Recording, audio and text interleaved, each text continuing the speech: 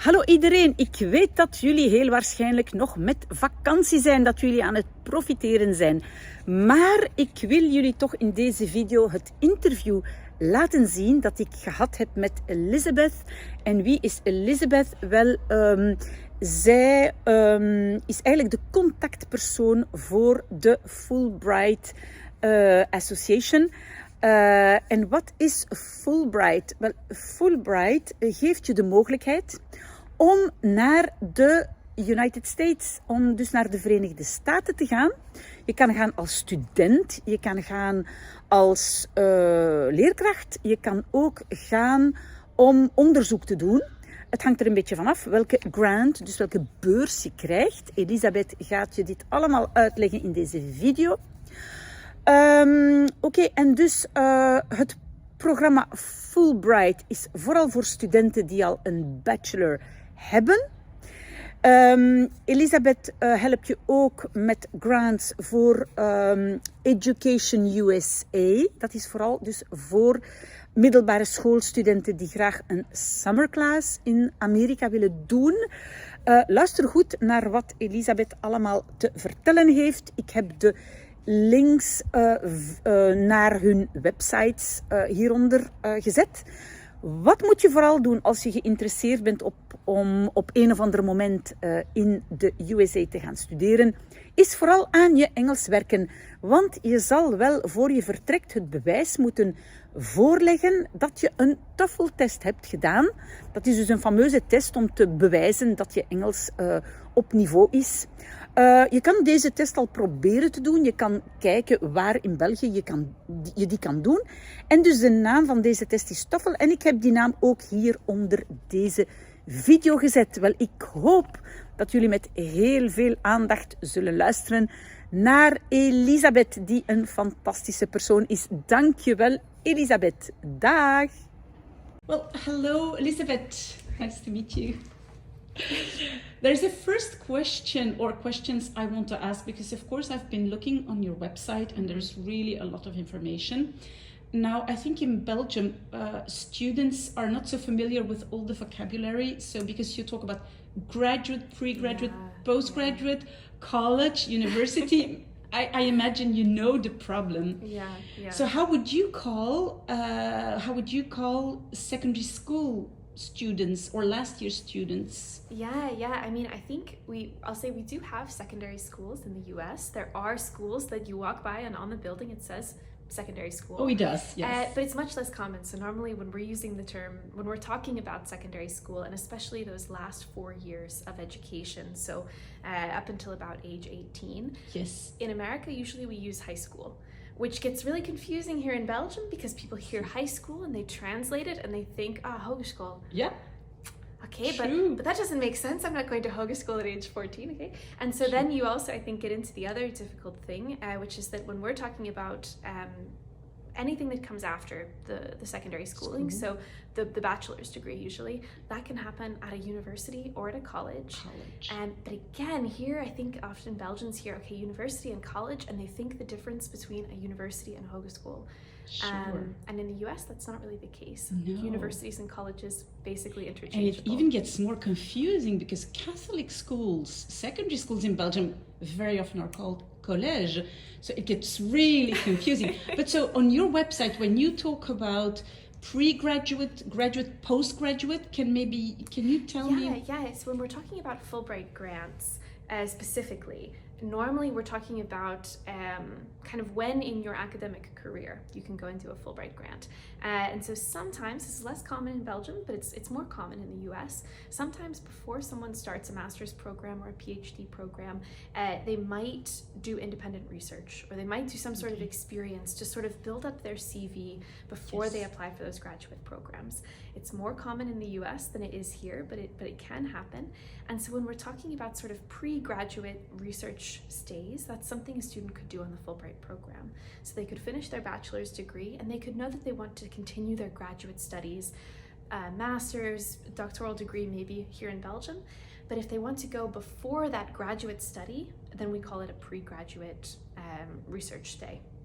Graduate study is anything including a master's, a PhD, anything that's happening after the bachelor's degree. After the bachelor, And then postgraduate, usually we're talking about after a PhD even.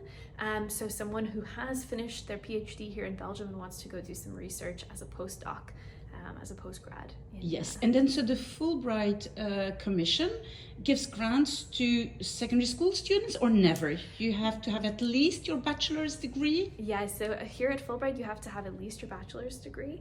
Our earliest scholarships really are for people who are starting a master's program. But it goes all the way up after that. We have people who have finished their PhD 10 years ago who are on a Fulbright. There are 2 programs that we offer funding for younger students, but they're quite small. One is the Study of the U.S. Institute for Student Leaders, and that's for university students, for bachelor students. Okay. And there's one of those per year, so it's quite competitive. Okay. And the other is the Education USA Academy Scholarship. That we offer most years with the support of the U.S. Embassy, and it's a scholarship for a summer program for a high school student, for a secondary school student. Exactly. So if you want to apply, imagine I have a bachelor, I want to apply. I thought I read something that I should not have finished my bachelor or master more than 3 years. For us, for Fulbright, we don't care so much about the timing. There are other scholarship programs that put more of a premium on you having just finished your studies and going to the US quite young. With Fulbright, we don't care. No. Yeah.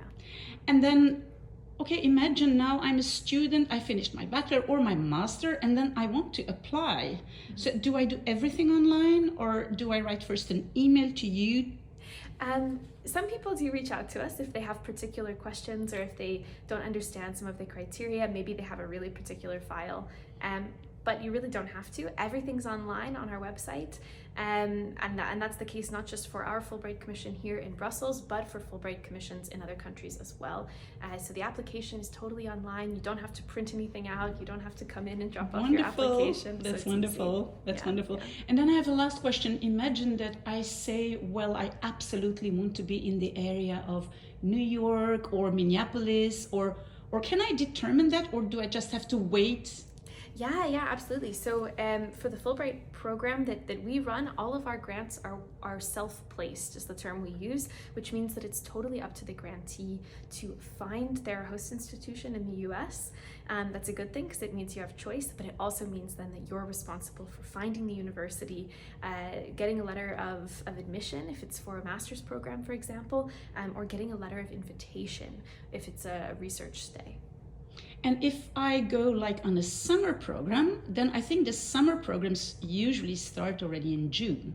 Is that correct, or not always? It depends, but yeah, that's true. So sometimes these summer programs, you should be aware that it could overlap with the end of the academic year here in Belgium.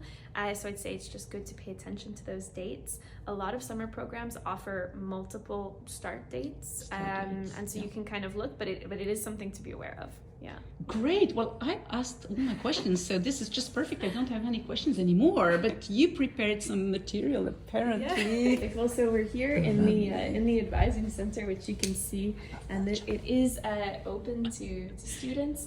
Throughout the pandemic, we've been closed and doing most of our work virtually, but normally this whole area is open to students. So there's materials and test prep books and things like that. Some of the things that I pulled out are some of the materials that we give out to students at fairs and things like this. Wonderful. Little promotional things, information about the Fulbright grants. These are the grants for students. So this graduate studies or pre-doctoral research, and then the information about all of the grants that we offer, which includes those short-term programs that I talked about as well.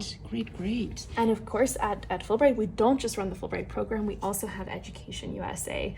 And it's through Education USA that we typically are working with secondary school students. Okay, yes. But Education USA can help students at any level. It's just the sort of resource, the information, sort of like if you had a counselor at your school who could help you understand how to apply to a US university or college.